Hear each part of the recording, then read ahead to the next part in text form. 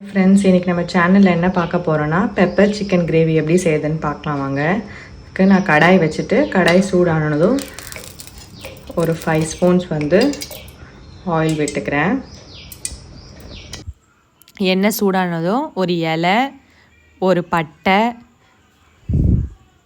3 லவங்கம் சேர்த்துக்கோங்க. அது கூட 3 பச்சை மிளகாய் சேர்த்துருக்கேன்.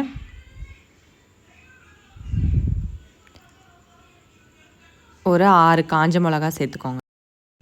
காஞ்ச மிளகா சேர்த்ததுக்கப்புறம் ஒரு 8 மீடியம் சைஸு வெங்காயம் கட் பண்ணி வச்சுருக்கேன் பெருசு பெருசாக. அதையும் சேர்த்துக்கோங்க. இன்றைக்கி நம்ம 3/4 கிலோ சிக்கன் எடுத்திருக்கோம். அதுக்கு நான் 8 மீடியம் சைஸு வெங்காயம் சேர்த்துருக்கேன்.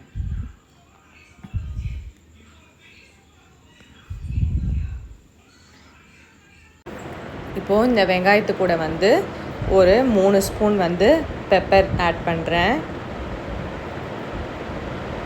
நீங்கள் இன்னும் ஒரு ஸ்பூன் எக்ஸ்ட்ரா வேணும்னா கூட ஆட் பண்ணிக்கலாம். நீங்கள் காரம் எவ்வளோ சாப்பிடுவீங்களோ அதுக்கு. ஒரு ஸ்பூன் சீரகம் சேர்த்துருக்கேன்.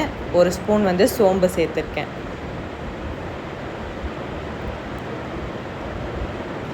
இப்போது இதை ஒரு 2 மினிட்ஸ் வதக்கிக்கோங்க. ரொம்ப வதக்க வேணாம்.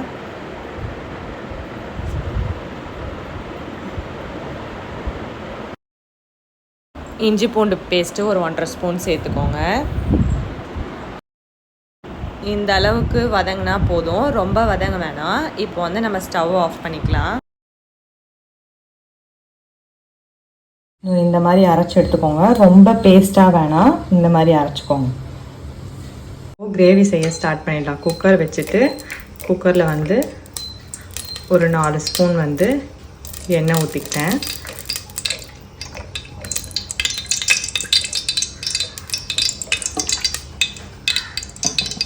எண்ணெய் சூடானதும் ஒரு 4 மீடியம் சைஸு வெங்காயம் பொடிசாக கட் பண்ணி வச்சுருக்கேன். அதை ஆட் பண்ணிக்கிறேன்.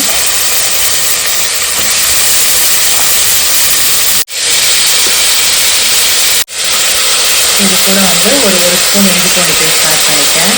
நம்ம வதக்கி அரைக்கும் போது அதில் ஒரு 1.5 ஸ்பூன் சேர்த்தோம். இதில் ஒரு ஸ்பூன் சேர்த்துக்கோங்க. நல்லா ஒரு 2 மினிட்ஸ் வதங்கட்டும். வெங்காயம் ஒரு 2 மினிட்ஸ் வதங்கினதுக்கப்புறம் இப்போது நம்ம 1/4 கிலோ சிக்கன் எடுத்து வாஷ் பண்ணி வச்சுருக்கேன். அதை இப்போ ஆட் பண்ணிக்கலாம்.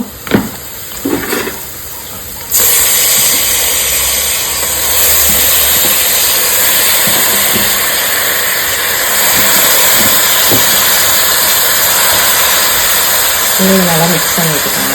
அந்த வெங்காயத்தோட அந்த சிக்கனை போட்டு நல்லா வதக்கி வைக்கலாம். மினிட்ஸ் வதங்கிடுச்சு. இப்போது அரைச்சி வச்சிருந்தோம் இல்லையா, அந்த மசாலா இதில் சேர்த்துக்கலாம்.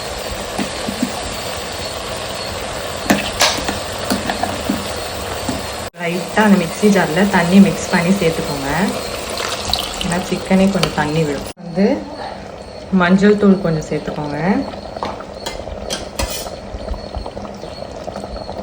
ஒரு 1.5 ஸ்பூன் தயிர் ஆட் பண்ணியிருக்கேன்.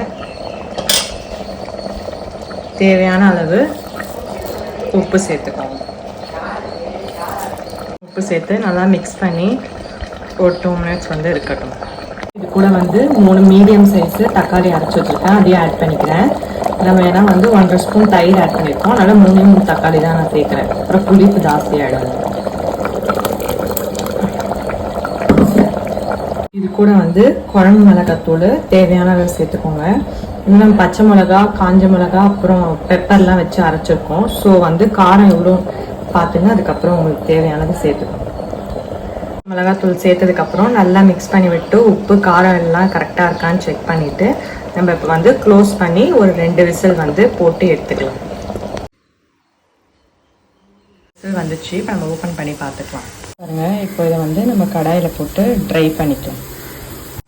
கடாய் சூடானதுக்கப்புறம் ஒரு 4 ஸ்பூன்ஸ் ஆயில் விட்டுக்கிறேன். ஆயில் சூடானதுக்கப்புறம் இந்த கிரேவியை இதில் ஊற்றி ஒரு 5 மினிட்ஸ் நல்லா அது கிரேவி கன்சிஸ்டன்சிக்கு வர வரைக்கும் க்ளோஸ் பண்ணி விட்டுருங்க.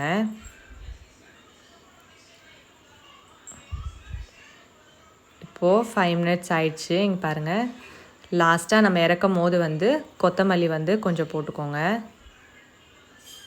போட்டு நல்லா மிக்ஸ் பண்ணி விட்டுருங்க. நம்மளோட பெப்பர் சிக்கன் கிரேவி வந்து ரெடி ஆயிடுச்சு. இப்போது நம்ம சர்வ் பண்ணிக்க வேண்டியது தான். நீங்களும் உங்கள் வீட்டில் செஞ்சு பார்த்துட்டு எப்படி இருக்குன்னு கமெண்ட்ஸில் சொல்லுங்கள். அப்படியே நம்ம சேனலை பார்க்குறவங்க மறக்காமல் சப்ஸ்கிரைப் பண்ணிவிடுங்க, பெல் ஐக்கானையும் கிளிக் பண்ணிவிடுங்க. அப்போ தான் நாங்கள் போடுற வீடியோஸ் உங்களுக்கு நோட்டிஃபிகேஷன் ஆகும். சூடாக இந்த மாதிரி சாதத்தோடு சர்வ் பண்ணி சாப்பிடும் போது ரொம்ப சூப்பராக இருக்கும்.